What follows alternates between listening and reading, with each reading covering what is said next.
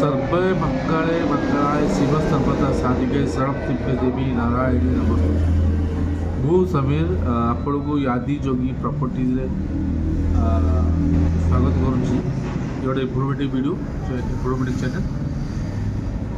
आज आम 10टी पॉइंट विषय कथबार्ता हाँ जोटा जेनराली गोटे साधारण लोक जमी किणा पूर्व जाना दरकार आई डॉक्यूमेंट गुड़ा जांच करवा भी दरकार। ये 10टा बहुत किसी अच्छी कितु मिनिमम 10टा पॉइंट 10टा डॉक्यूमेंट विषय में आज आपको अवगत करेबी। प्रथमटा है कौन कहती आर1 जमी क्या ना अच्छी पट्टा क्या ना अच्छी मालिकाल जांच के चेक करेंगे भूल कार मिलूँ। द्वितीय ऑप्शन जाए करेंगे। द्वितीय है ईसी सर्टिफिकेट जोटा इनकम्प्रेंस सर्टिफिकेट आम कहूँ जो थे कि आप से जगार हिस्ट्री थी जगह जहाँ जो जहाँ दिनटू पूरा हिस्ट्री थी 15-30 वर्ष ईसी बाहर करूँ हिस्ट्री वाले जोटा तार केस कोर्ट अच्छी केत जगह बिका अच्छी काला जगह प्रथम ओनर किए कि द्वितीय ओनर किए केस अच्छी कि स्टे ऑर्डर अच्छी डिटेल सब आप जगार पूरा जमी कहते जातक मनुष्यर से जातक आप ईसी बाहर करेंगे आईसी बाहर करेंगे। तृतीय है जमीर क्लासिफिकेशन कौन किसम कौन जमी किसमटा कौन माने घर बारी थे आप घर बारी कर किसम चेंज करा पड़ो जंगल किसम राज्य फसल विभिन्न प्रकार किसम अच्छी आम डिटेल वीडियो करवा जमीर किसम कि जाना तो किसम चेक करेंगे जब आप घर बारी अच्छे तो आप घर बारी करें ना कन्वर्सन कर कन्वर्स योग्य जगह। चतुर्थ है आप अन्य काठू ब्लड कर माने बिल्डर्स ब्लड कर रियल एस्टेट कर किणुच्च तार देखिए रेरा रजिस्ट्रेशन रेरा गोटे गवर्नमेंट थ्रू एटा रजिस्ट्रेशन जो बोले बिल्डर्स रियल एस्टेट से गोटे मैंडेटरी करा पड़े रजिस्ट्रेशन जहाँद्वारा आपको ठकी पारे सी आप बाध्य ये करेंगे चेक करेंगे फ्लैट अपार्टमेंट खोलते कि कौन बिल्डर जगह खोलते तो रेयर रजिस्ट्रेशन तो ओडिशा अच्छे Odisha real estate regulatory authority of India ये पंजीकृत रजिस्ट्रेशन हो चेक कर जेकोसी बिल्डर आप जहाँ देखिए जब आप म्यूनिसिपालिटी प्लान अप्रूवल होगी प्लान अप्रूवल हो बीडीएस सीडीएस जहाँ भी है तो प्लान अप्रूवल कर चेक करेंगे है भल चेक करेंगे। तृतीय जदि प्राल अप्रूवल हो प्राल अप्रूवल करी घर करेंगे ना समस्यार समाधान करेंगे।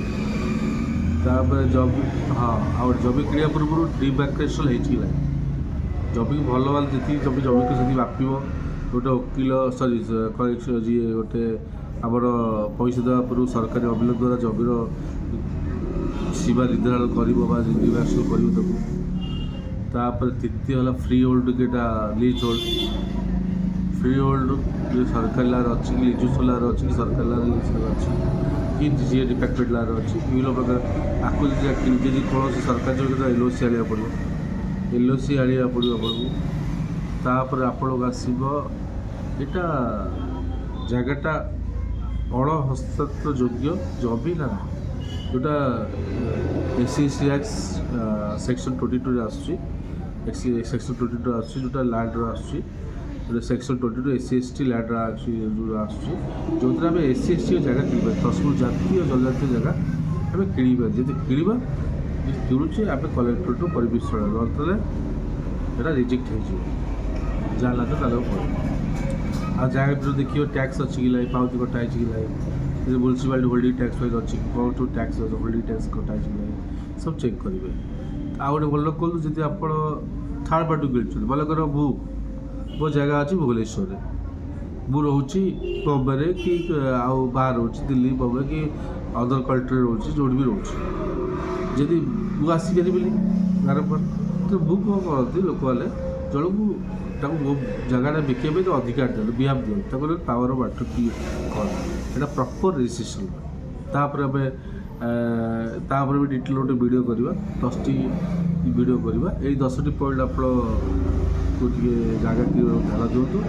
ଆଉ ସବୁବେଳେ କହୁଛି ଗୋଟେ ସିଭିଲ୍ ଓକିଲ ହାୟାର କରନ୍ତୁ ଯେକୌଣସି ଜାଗା କିଣିବା ପୂର୍ବରୁ।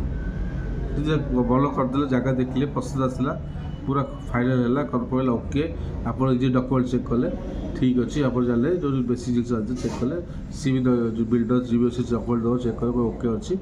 କିନ୍ତୁ ଆପଣ ଛୋଟ ଗୋଟିଏ ଜାଗା କିଣୁନାହାନ୍ତି ଯେ ଆପଣ 50 ଲକ୍ଷ 30 ଲକ୍ଷ ଲକ୍ଷ ଲକ୍ଷ ଟଙ୍କା କୋଟି କୋଟି ଟଙ୍କାର ଇନଭେଷ୍ଟମେଣ୍ଟ କରନ୍ତୁ। ମାନେ 5,000 କି 10,000 ଦେବେ ଓକିଲ ହାୟାର କରନ୍ତୁ। ଜମି କିଣିବା ପୂର୍ବରୁ ଟୋଟାଲ୍ ଜମି ଭିତରେ ଡିଟେଲ୍ସ ସେ ଆପଣଙ୍କୁ ଜଣାଇବ, ଯେ ଜାଗା କିଣି ହେବ କି ନାହିଁ, ଘର କରିହେବ, ପୁରା ଡିଟେଲ୍ସ ଭଗବାନ ସେ ବୁଝେଇବେ। ଆଉ ଡିଟେଲ୍ସ କହିବେ ତାକୁ 10,000 ପାଇଁ 5,000 ଯାହା ବି ଦିଅନ୍ତୁ।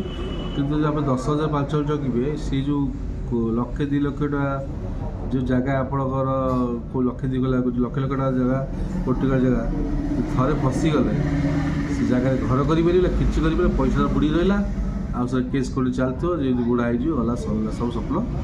ଯେଉଁ ରଖିଥିଲା ପେଟ କାଟି ଯେଉଁ ପଇସା ସଞ୍ଚିତ ଦେଲା, ନିଜ ବଣ୍ଡମାଳ ଯେଉଁ ପଇସା ସଞ୍ଚିଥିଲା ସେଟା ସବୁ ବିଲର ପାଇଁ ହେଇଯିବ।